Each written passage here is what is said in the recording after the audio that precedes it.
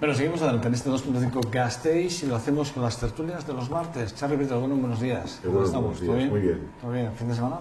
En Madrid con Pedro Sánchez. Hombre, campaña, ya estamos en pre-campaña, es verdad. Ya no, proclamando al candidato. Luis Villena, ¿qué tal estás? Muy bien. ¿También proclamando al candidato o no? O sin más, de fin de Vitoria, semana. en Vitoria con la familia. Relajado, eso, esperando que luzca un poco más el sol en Vitoria-Gasteiz. Pero hoy va a hacer buen día. A pesar de que dicen que la temperatura está subiendo en todo el mundo, que debe ser cierto, en Vitoria convendría un poco más de calor atmosférico. Atmosférico. Luis Javier Tigre, ¿qué tal estás? Muy bien, buenos días. Sí. ¿Contento? Muy contento. Ayer en la recepción de la Araberri en el Ayuntamiento. Sí, me pilló en el Parlamento, no pude ir a la recepción, pero me hubiera encantado ir a la recepción de la Araberri. Sí. Era seguidor de la Araberri por muchos motivos varios. Muy seguidor, sí. Por muchos motivos varios todos. Varios motivos. Bueno, sí que es verdad, yo os proponía el tema de hacer una valoración, y más políticamente, porque probablemente de todas las tertulias que tengo durante toda la semana esta es la más política, sin lugar a dudas, y sí me parecía que vuestra opinión es súper importante, no solo para mí, sino para todos aquellos que nos ven, sin lugar a dudas. Y sí me parece que hacer una evaluación al respecto de las declaraciones de Javier Maroto ayer. Estamos esperando, para cuando estemos emitiendo este programa, probablemente ya sabremos lo que habrá dicho el señor Alfonso Alonso, que también lo valoraremos al día siguiente, evidentemente, porque el programa lo grabamos y luego se ve durante todo el día en la televisión. Pero bueno, el caso es que sí que es verdad que a mí sí me apetecía mucho que hablásemos de esas declaraciones después de la sentencia, conocida sentencia del viernes, que por cierto le pilló en Estocolmo, a Javier Maroto disfrutando de Eurovisión. Se marchó ahí a disfrutar el fin de semana. Nada que decir a ese respecto, pero bueno, le pilló allí, quiero decir que le pilló lejos y bueno, pues ha esperado a venir a Vitoria o a Madrid, creo que las ha hecho desde Madrid las declaraciones, para hacer las declaraciones que hizo ayer. ¿Las habéis leído? Me pregunta. ¿Las habéis leído las declaraciones? Sí. Bueno, yo las he visto en prensa, sí. Me consta que sí, ¿eh? Recuerda que te sigo más que a nadie, probablemente. Sí, he seguido todo lo que hay en prensa. Bueno, ¿qué os parecen las declaraciones?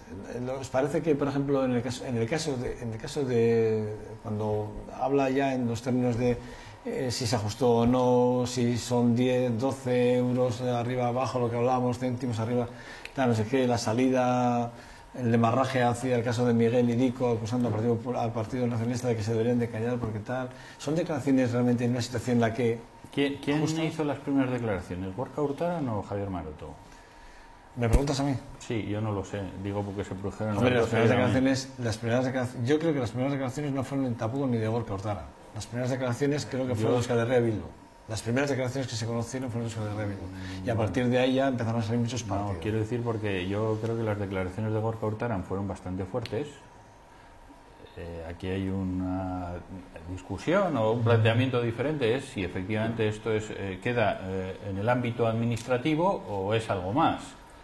Es algo más tan desagradable como cosas que ha tenido el Partido Popular en Valencia o en Madrid, que fue lo que dijo Gorka Hurtado. Entonces, bueno, la primera discusión sería esa. A mí me parece esa. Si efectivamente hablamos de un error administrativo o de una errónea tramitación administrativa con las consecuencias económicas negativas, si esas realmente han existido para el Ayuntamiento de Vitoria, o bien estamos hablando de que alguien ha metido la mano en la caja, porque es muy diferente si las cosas no se hicieron bien y luego qué repercusiones tienen, lo cual también es importante en este funcionamiento político de hoy. Hoy se exige ser muy diligente y además vemos que hay un sistema de comprobación de los procedimientos administrativos o si efectivamente es un tema de corrupción. Entonces yo creo que estamos fuera de los ámbitos de corrupción y estamos dentro de los análisis de la gestión ordinaria de un ayuntamiento.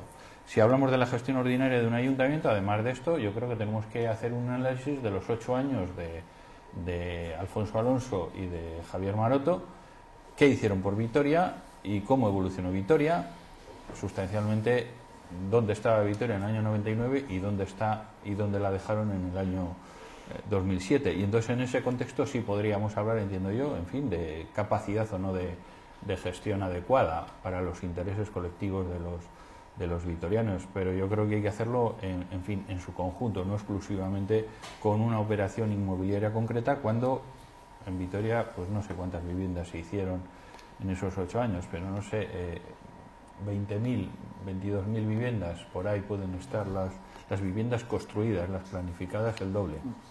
Charly, Luisa, Y eres de otros, ¿eh? Yo no lo llamaría tan sencillamente como una errónea tramitación administrativa, pero yo creo que es algo más. En cualquier caso estamos ante una sentencia no penal, evidentemente, y corrupción. Bueno, el término corrupción es enormemente amplio, ¿no? Pero tampoco de mi boca va a salir corrupción.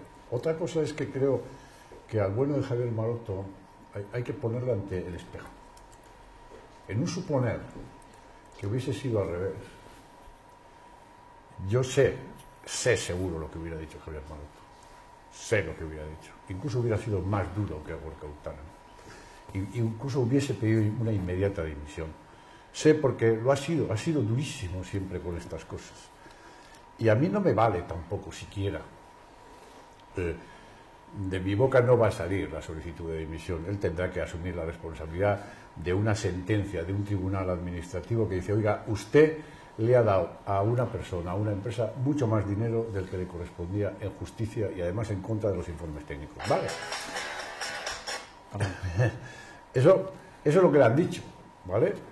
Y ni siquiera me vale decir, no, pero es que, hombre, Maroto y Alonso han hecho grandes cosas por Vitoria. Puestos así, querido Luis, Rita Barberá hizo grandes cosas por Valencia. Y no se está poniendo en la panoplia lo que hizo Rita Barberá en Valencia, sino determinados aspectos de corrupción. Pero el de Rita Barberá no es un caso comparable, porque ni siquiera está sentenciada. Rita Barberá está solo acusada. Y no es comparable las acusaciones de lo que sea con las condenas de lo que sea. En este caso estamos ya hablando sobre una condena concreta, recurrible, como todas, pero ya es una condena firme. Y por tanto... No firme, no, perdona, recurrible y por lo tanto no firme, esa es la diferencia. Es una condena. No, pero no es firme. Vale, es utiliza una los condena. términos adecuados. Es una condena, ¿vale? Es una condena y por no tanto... firme, no definitiva. Pendiente de un recurso de resolución. Vale, ¿es una condena o no es una condena? Sí, pero yo te he corregido no el término vale, ya, asumo que me lo has corregido, pero es una condena. Gracias. Es una condena. Y por tanto, tienen que asumir que han sido condenados. Y, por lo menos, dar una explicación de por qué actuaron de esa manera y a qué se debe esa condena. En vez de ir a una explicación solo a la negativa de no es corrupción, no es penal, y usted más, y el otro no sé cuántos. No es una manera de explicar lo suyo. ¿Me dejas terminar? Sí. No es una manera de explicar. Tienen que explicar por qué lo hicieron, por qué les han condenado y explicar a la ciudadanía por qué gastaron 400.000 euros de más según el Tribunal de Cuentas del Estado. A partir de ahí, la ciudadanía podrá entenderlo o no, pero no vale escudarse en nos. Y yo insisto, Maroto debería mirarse en el espejo de cómo actuaría frente a la misma condena de sus adversarios políticos. Yo quería decir, antes de entrar en una valoración, algo que me parece fundamental siempre que abordemos debates de estas características y en general como forma de conducirnos en la vida, ¿no? En un Estado de Derecho, los derechos valen lo que valen sus garantías. Y desde hace mucho tiempo las garantías de los derechos están muy adulteradas, están muy tocadas. Hay mucho juicio paralelo, hay mucha precipitación, hay mucho desdibujamiento de lo que puede significar la presunción de inocencia, hay mucha ansiedad por resolver antes que los tribunales, y a mí me gustaría llamar como cosa general la atención sobre esto, que yo creo que no hay nada radicalmente más democrático que defender las garantías democráticas de las personas ante cualquier acusación o ante cualquier situación que pueda ser susceptible de una condena, bien sea por vía administrativa, penal, etcétera. Bien, dicho esto como marco general para el sosiego del enfoque de este tipo de cosas, a fecha de hoy lo que sí está resuelto por parte del Tribunal de Cuentas de España es que, según ese tribunal, ha habido una actuación en una compraventa de un local que ha sido gravosa para los intereses del el Ayuntamiento de Vitoria, que representa a la ciudadanía, por tanto para la ciudadanía de Vitoria.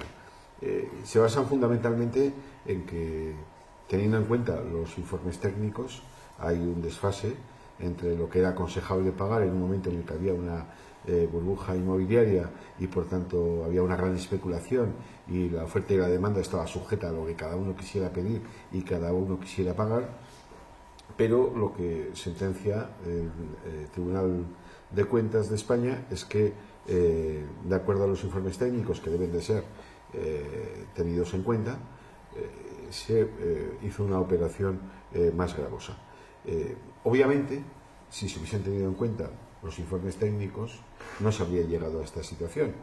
Por lo tanto, no hay que ser un lince, ni se trata de crear ninguna tensión política innecesaria si afirmamos que ha habido una negligencia por parte de quienes en ese momento estaban al frente del Ayuntamiento de Vitoria. Y esa es una negligencia que ya se ha pedido su reparación, que se ha estimado en 398.000 euros, pero ya se ha pedido su reparación. Lo cual también, y volviendo al elemento inicial que yo decía, en relación con que los derechos valen lo que valen las garantías, hay una cosa que me gustaría ponerla también muy en el centro de atención, ¿no? Y es que al haber garantías frente a este tipo de actuaciones, el Tribunal de Cuentas de España puede restituir, restablecer a través de la condena a quienes han hecho la operación, que esa parte gravosa que ha salido de sus impuestos vuelva a resarcirse por la aportación personal de cada uno de ellos. A mí me parece que esto es muy importante y muy a tener en cuenta, es decir, estamos ante un acontecimiento que es reversible y ojalá todos los acontecimientos que tengan que ver con actuaciones indebidas, y desde las indebidas hasta las corruptas, ojalá fueran reversibles en toda su integridad, de tal manera que aquel que la hace la paga en toda su extensión, ¿no? Entonces, desde ese punto de vista, me parece que este es un aspecto, un asunto que tiene su lectura positiva. Es decir, el Tribunal de Cuentas de España entiende que hay una negligencia, pide que esa negligencia sea subsanada y a partir de ahí, una vez que se ha resuelto o que, aunque tenga vía de recurso, en fin, como acabe esto, una vez que la vía administrativa haya terminado definitivamente, desde luego lo que sí está claro es que los responsables políticos de aquella operación tienen que dar la cara, tienen que responder ante sus ciudadanos, tienen que decir cuál fue ese criterio que les llevó a hacer aquella operación, por qué aquella operación era imprescindible y no hubo más remedio que entrar en ella. Bueno, yo creo que sobre todo esto hay una responsabilidad en la que los afectados bueno, pues tienen que decir cuál es su valoración y cuál es su ofrecimiento en estos momentos para tratar de resolverlo de cara a la ciudadanía. A mí me parece que en este expediente faltan algunos elementos. Me falta, aunque efectivamente había un informe de un técnico, el funcionario del Ayuntamiento de Vitoria, que evaluaba o tasaba cuál era el valor del alquiler, que ha sido el que ha servido de referencia para medir o cuantificar cuál es el daño causado. Me sorprende que no haya un informe advirtiendo de la legalidad. Esto se produce en la Junta de Gobierno local en un mes de los primeros del año 2007, una decisión administrativa. Me sorprende que en el expediente no tenga un informe negativo por parte del, no sé si de la secretaria de la Junta de Gobierno local, supongo que sí, o del interventor, en fin, alguien, un funcionario que desde la perspectiva de legalidad diga, oiga, esto no se puede hacer así, con este informe, mire usted, esto no puede ser una adjudicación directa, porque esto es una adjudicación directa. ¿Cómo se solucionan estos procedimientos? Bueno, pues a través de un concurso, y a través de un concurso hubiéramos comprobado si efectivamente el precio de valoración del técnico del Ayuntamiento de Vitoria coincidía con la realidad. Si hubiera habido un solo postor, la empresa de Gonzalo Antón hubiera dicho, no, yo solo estoy dispuesto a alquilar a esto, a X más 3, pero no a X menos 3.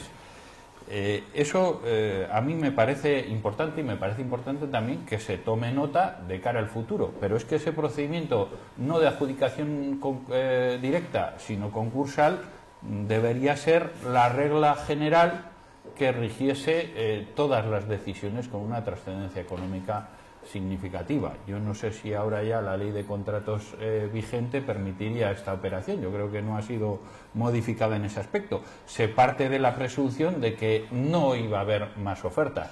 Es cierto que era difícil encontrar un local de esas características en el centro de Vitoria que respondiera, en fin, a esos metros cuadrados y con la ubicación que se buscaba. Y en aquellos momentos lo que sí hay que recordar es que había necesidad de metros cuadrados, que ahora se discute. Ahora hemos construido ya un nuevo ayuntamiento en San Martín y ahora estamos en la situación contraria. Ahora tenemos excedentes de metros cuadrados de oficinas en el centro de Vitoria. No tengo más que recordar el antiguo ayuntamiento que está vacío. Pero esos datos son importantes. Estábamos en otros momentos y en otras circunstancias, y tal como ha indicado Charlie, en una permanente cambio y modificación de cuáles eran las tasaciones. Y yo, ya por acabar un poco mi turno, sí quiero recordar que en el ayuntamiento actual hay otra persona que tuvo un problema. Me refiero a Álvaro Iturricha. Álvaro Iturricha, y yo he hablado antes de Salburua y Zabalgana, estaba en el gabinete Cuerda en el año 99 negociando el precio que había de pagarse por los terrenos de Salburua, y él estaba defendiendo el interés público, pero resulta que tenía un pequeño defecto, que él era propietario también de terrenos en Salburua, y por lo tanto me estoy refiriendo, toda la zona del sector 15, ¿no? No sé cuál es la cuantía de los metros cuadrados. Me estoy refiriendo, Álvaro Iturricha es natural de Arcaya y por parte familiar, por herencia, supongo que él ha sido y sigue siendo propietario de terrenos. Era propietario de terrenos que eran una zona de expansión natural de Vitoria, como así acaba siendo, donde se han construido todas esas viviendas que antes he enunciado. Él era concejal de urbanismo en el Ayuntamiento de Vitoria. Se nos olvida, faltaban 4 días para que acabase la legislatura, pero bueno, tuvo que dimitir porque, claro, era un escándalo que estuviese en un lado de la mesa cuando tenía intereses en el otro lado de la mesa, como consecuencia de lo que él discutiese y decidiese. Quiero decir que y hoy Álvaro Iturricha está, voy a decir, de plena actualidad, ocupa un puesto significativo de director en el ayuntamiento. Con eso quiero decir que a veces, probablemente desde la ingenuidad, se cometen errores, y errores que en todo este asunto, hablamos de corrupción, es que aquí los malos pensadores están diciendo que había algo más por detrás. Y bueno, yo, y un poco en la línea de lo que ha indicado Charlie, es que si levantamos sospechas sobre, oiga, ¿qué más había detrás? ¿Cuál era el interés particular del cual se hubiese podido aprovechar el anterior regidor, los anteriores regidores de Vitoria o los concejales que estaban en la Junta de Gobierno local, que por cierto han avalado con sus bienes personales estos 390.000 euros, y por lo tanto, si hubiese sentencia condenatoria definitiva, tendrán que pagar de sus bienes personales. Y pregúnteselo eso, pues no sé, a un Miguel Ángel Echevarría que lleva, en fin, 9 años retirado de la política, disfrutando de la jubilación. Y que ayer y antes de ayer pidió perdón en las redes sociales. Luego, si quieres, hablamos de Miguel Ángel Echevarría. Mira, no, seguimos en y tú más, ¿no? Porque hay que, casi nos vamos a Franco, porque te has ido al año 92, 93, una historia... No, 99 exactamente. De Álvaro Iturricha, que deja de ser concejal. Es que hablar de eso, cuando estamos hablando lo he valorizado en positivo, y he dicho, y así lo manifestó Eli Cuerda, que fue un acto de ingenuidad por su parte. Es que cuando hablamos de cuál es la... Perdona la interrupción, Luis Javier, por intentar explicar... Si hubiesen dejado Maroto de ser concejal, sería comparable. Pero no va a dejar de ser concejal. No, en primer lugar tiene que haber una sentencia. Hay una sentencia. No, una sentencia firme y definitiva. Hay una sentencia. Que no sea recurrible. Luis Hay Javier, una eso sentencia. Ya lo hemos Hay comentado una anteriormente. Sentencia. Hay una sentencia. Una sentencia. Y hay un comportamiento ético, pero en cualquier caso he dicho que no voy a pedir la dimisión de Maroto, que no, que lo valore él, porque en cualquier caso le han pedido que ponga 400.000 euros encima de la mesa entre una serie de concejales. Vale. Entre los 9 concejales que estaban en la Junta de Que los Gobierno pongan. local en Y aquel a momento. partir de ahí, yo entiendo que habiendo una sentencia que dice, hombre, insisto, falta dar una explicación del por qué lo hicieron. Ante ya una sentencia, si la sentencia hubiese sido, no, están exculpados, que ahora estaría diciendo que ya estaban exculpados.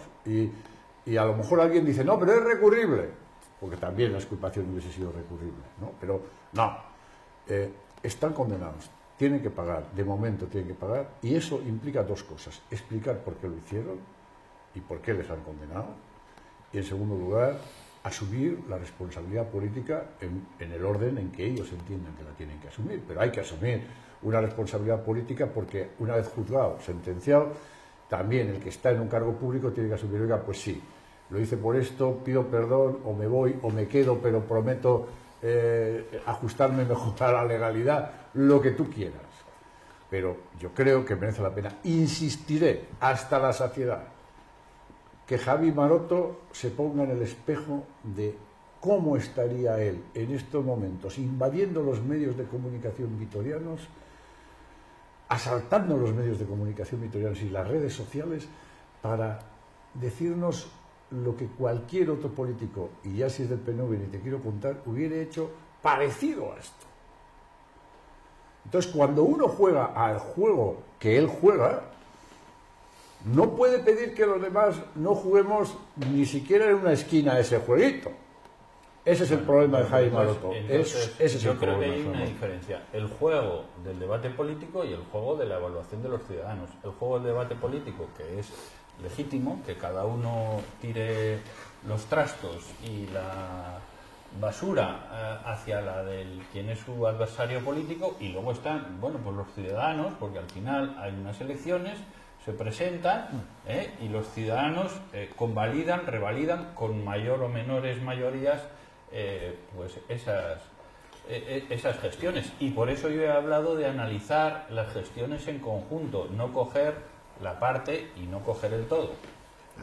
Yo creo que hay una cosa que no tiene demasiada discusión, y es que Alfonso Alonso y Javier Maroto están emplazados y obligados a salir públicamente de una forma seria, de una forma clara, a responder ante la ciudadanía de Vitoria de qué está pasando, de qué ha pasado, de qué puede pasar. En fin, yo creo que esto es una obligación. Esta obligación es absolutamente ineludible, más allá de luego otras derivadas o consideraciones que se puedan hacer.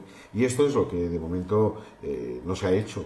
Se está haciendo titubeos en relación con este asunto, y me parece que todo esto agrava más el que pueda haber especulaciones por todos los lados con respecto a su comportamiento. Entonces me parece que tienen la obligación. Además, estamos hablando de dos personas, una de ellas que hoy es un ministro en funciones y la otra uno de los máximos responsables de la campaña electoral y de la posición ideológica y política del Partido Popular. Por lo tanto, estamos hablando de dos personalidades de la política, y esto les obliga y les compromete muchísimo más a salir, a dar la cara, a responder y a dar unas explicaciones que sean satisfactorias, o por lo menos que ellos las consideren. Luego ya los jugaremos los demás, y en esto están tardando muchísimo, y por eso, en fin, pedir esto me parece que es razonable. Ahora, yo quiero también, lo mismo que he hecho una introducción sobre los derechos y sus garantías, también quiero hacer otra reflexión que me parece que es el fondo del asunto. El suelo es un bien público, aunque pueda estar sujeto también a compraventa, es un bien público. Es decir, no es público porque todo el suelo sea de las administraciones, sino porque las administraciones tienen el derecho a regularlo, siempre de acuerdo a unos objetivos, de acuerdo con el marco de la ley, pero el suelo es un bien público. Todo esto ocurre porque el suelo en un momento determinado dejó de ser un bien público para ser un suelo de pura especulación. Y ojo, porque lo menos gravoso para lo económico de la ciudadanía puede que sean determinadas operaciones inmobiliarias. Lo más gravoso es que en torno a eso se creó una inflación tremenda, que en torno a eso se creó, por ejemplo, una política impositiva también valorada en la propia especulación. El impuesto de bienes inmuebles, que aquí se revisó después de muchísimos años, se hizo con los precios que el mercado establecía en ese momento. Yo lo denuncié entonces en las Juntas Generales cuando se hizo aquella revisión, porque yo decía que no podíamos aplicar nosotros impuestos en relación con lo que era una especulación que podría llegar hasta donde los especuladores quisieran, porque nadie les ponía freno. En fin, yo creo que este es el origen de las cosas, ¿eh? Y lo digo esto porque muchas veces hacemos debates muy parciales y muy particulares. Y hay que hacerlos porque son el elemento que provoca la actualidad, pero hay que hacer también la reflexión de fondo. Hay que saber también que la especulación, para que este tipo de cosas no ocurran, está en manos de los poderes públicos. Evitar la especulación está en manos de los poderes públicos.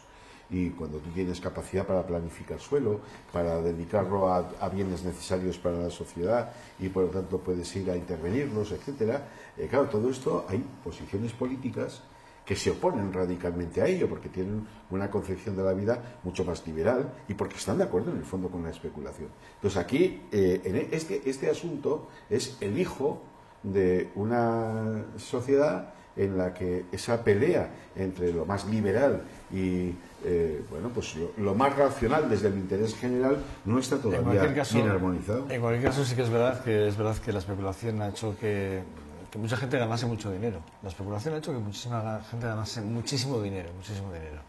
Si me permites, yo esto sí lo quiero redondear porque me parece muy interesante lo que ha apuntado. Pero breve, por favor.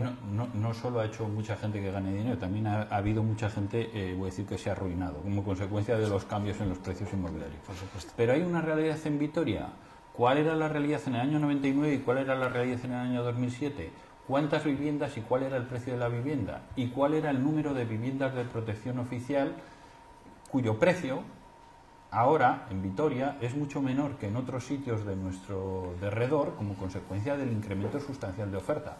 Por cierto, un pacto de vivienda que suscribieron el Partido Socialista y el Partido Popular nada más entrar a Alfonso Alonso al Ayuntamiento de Vitoria. Por eso quiero recalcar que sí que me parece importante, en la línea de lo que ha dicho Charly, principios en los cuales yo coincido, en cuál debe ser el valor, el precio y la utilización del suelo, pero permítaseme, es que hoy la vivienda de protección en Vitoria está muy por debajo del precio máximo de protección oficial que existe en Euskadi. ¿Por qué? Por una realidad, y es porque se puso mucho más suelo a disposición y se construyó mucho más. Como consecuencia de eso hubo gente que salió perjudicada, hubo gente que efectivamente ganó dinero, pero también hubo gente que perdió dinero.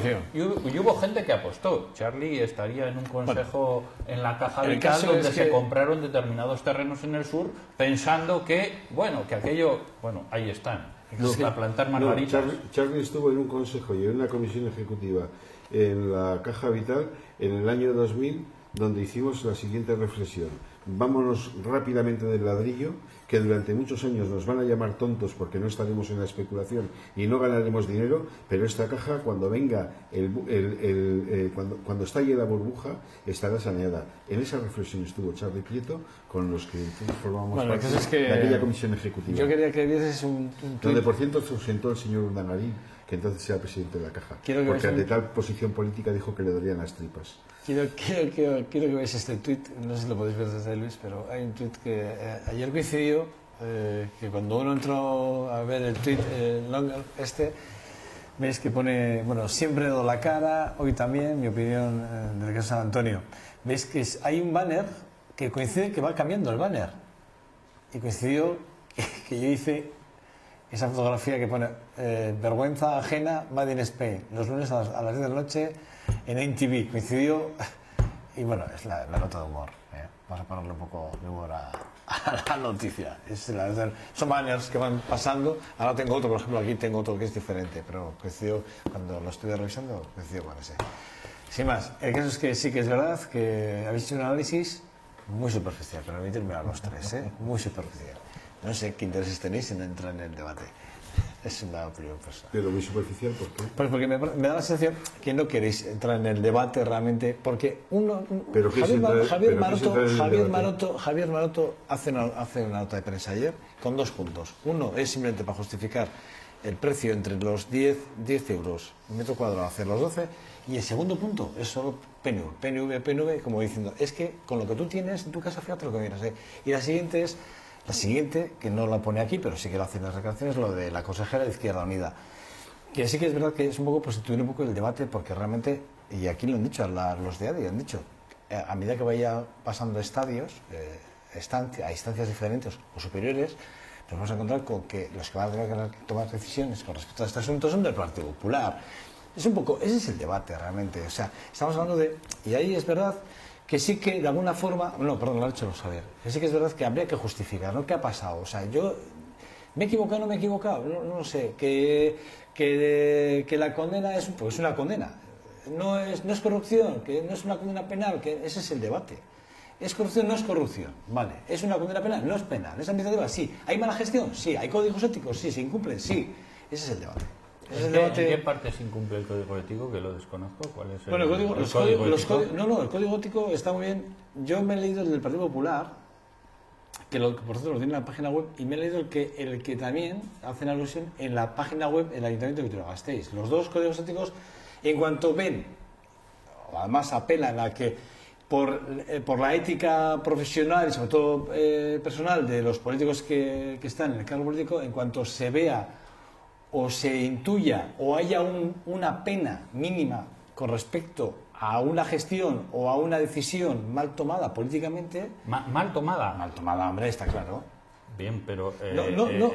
O sea, que ¿tú crees que el código ético... Si hay una decisión mal tomada, hay que dimitir? Luis, es que es muy importante. Es que es el elemento clave del código ético. No, lo ha dicho muy bien, o sea, con el tema de Rita Barberá. O sea, es decir, lo ha dicho muy bien con el tema de Rita Barberá. Bueno, entonces tú coincides con Gorka Hurtarán. Coincido, esto es como lo de Rita Barberá. Yo coincido. Bueno, pues entonces yo ya te veo el plumero. Yo sé que es muy libre que tú tengas ese plumero. Eres muy libre de tenerlo. Luis, soy un ciudadano de a pie, normal y corriente, que lo que ve es que un ciudadano que tiene una voz y una capacidad especial. Y eso lo tienes que valorar. No eres un ciudadano cualquiera. Nosotros tenemos la suerte de poder... Tengo un programa de televisión. Es la única diferencia con otro ciudadano. Y a Dios gracias que por lo menos hay alguien que pone un punto de discordancia. Otros tienen la sexta. Pero en este momento...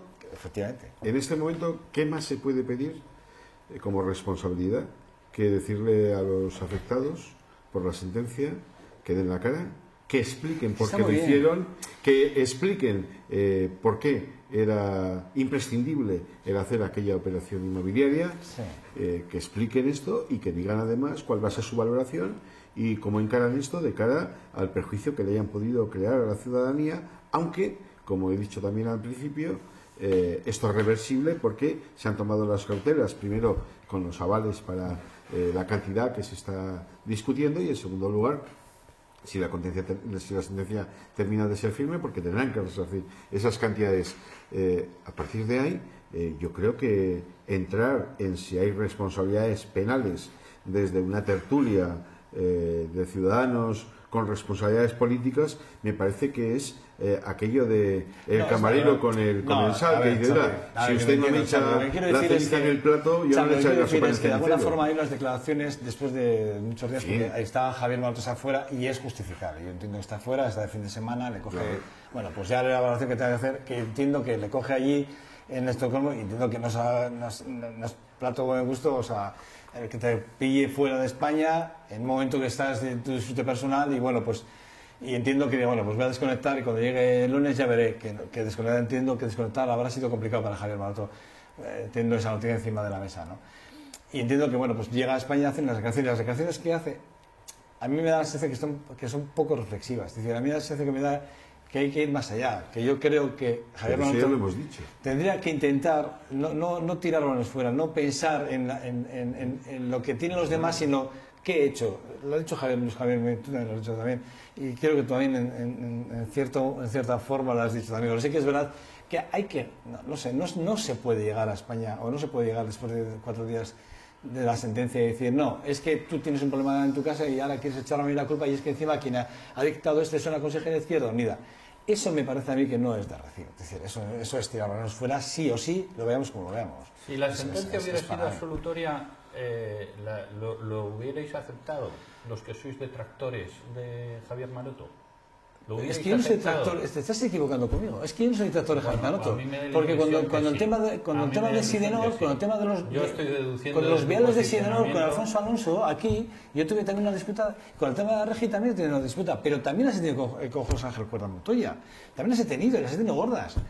No me digas eso. ¿Qué pasa? ¿Que es que porque un ciudadano diga lo contrario ya es de otro color? Pues perdóname, Luis, te estás equivocando. He dicho que eres un detractor. Pues yo creo que lo que tienes que... ¿Qué pasa? Que cualquier ciudadano de Vitoria que esté en contra de algo o opine de forma diferente tiene un color. Yo creo que lo que tienes que hacer es evaluar en su conjunto y evaluar la gestión de Javier Maroto. Pero evaluar en su conjunto... Y ahora estamos hablando de la gestión de Alfonso Alonso como alcalde y de la gestión de Javier Maroto como concejal de Hacienda.